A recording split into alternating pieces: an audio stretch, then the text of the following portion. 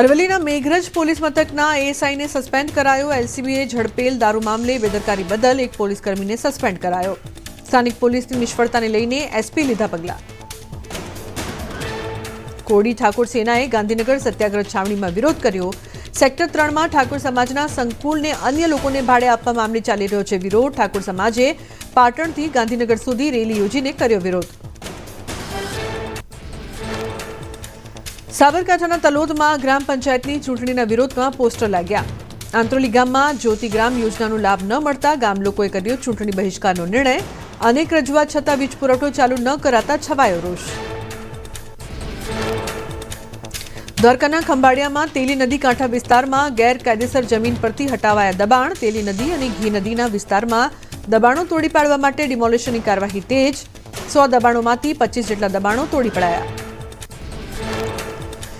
સુરેન્દ્રનગર શહેરમાં ટાગોર બાગ નાશ થવાના આરે તંત્રની બેદરકારીએ ટાગોર બાગની હાલત બિસ્માર। બાગના રિનોવેશન પાછળ લાખો રૂપિયા ફાળવાયા હોવા છતાં કામ ન થયું હોવાના આરોપ।